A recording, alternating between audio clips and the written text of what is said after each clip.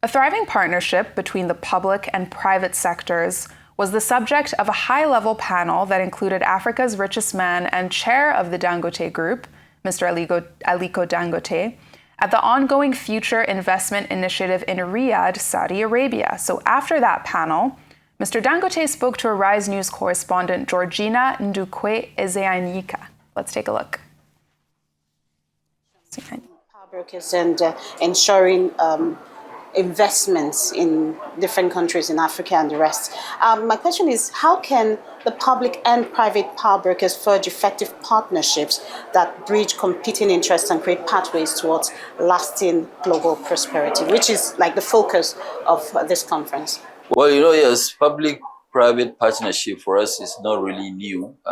We've been doing that, in different, this, and I have given example of Nigeria, where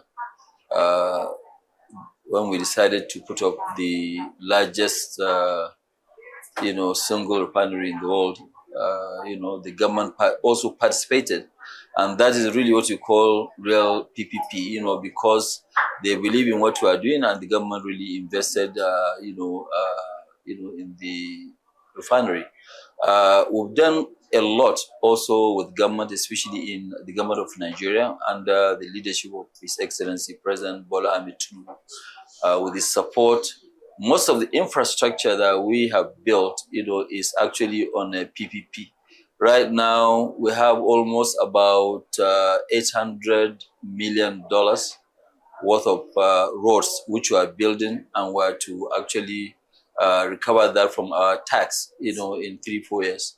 And that has actually helped us quite a lot, because areas where we are putting major part of our investments, there are no infrastructure. And the government really was so good to us and say, okay, fine, you design the road, build it, and then take it off your taxes, since you are a very high taxpayer.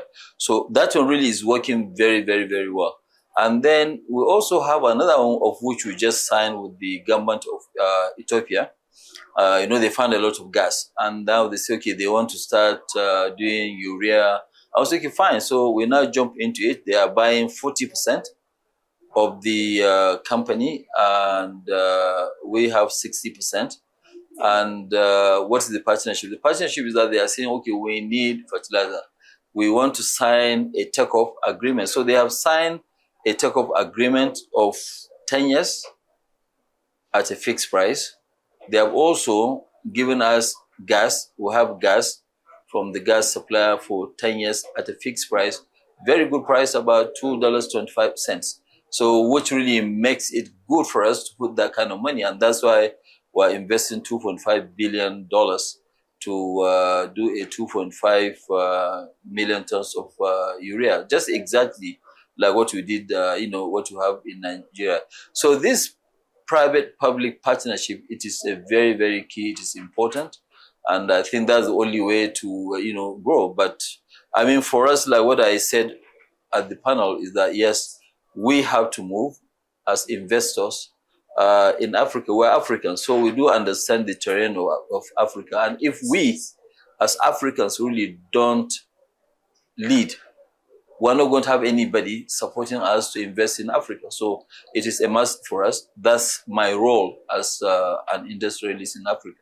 So talk to us about the theme, which is key to prosperity, ensuring, that's the paradox. And I mean, ensuring inclusivity in terms of prosperity for all, both the poor and the rich.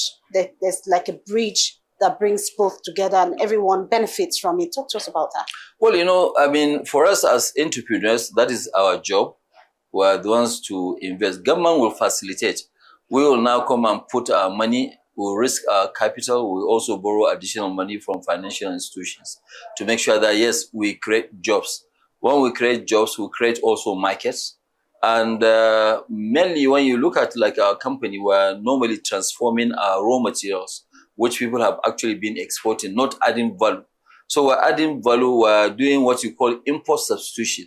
And with that, we're now creating jobs. We're creating what you call an inclusive economy, where now everything is domesticated. So while we operate, for example, the bankers will benefit, the traders will benefit. It's not that we're creating jobs elsewhere. We're creating jobs in our own continent. And that's the main job of our own, group.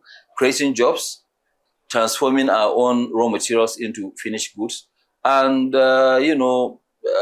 training our youth. In Africa, majority of our countries, their population is almost like, the demography of the population is almost like 70% to 75% below 35 years of age. When you have that kind of this, then you have to think very deeply of how to create jobs. And that's what we are doing. Now, the World Bank says that the energy transition that the globe is moving towards would require $1 trillion. And we know most governments and even the private sector cannot afford to do this anytime soon. How do you think Africa fits into this transition, and how can we afford it?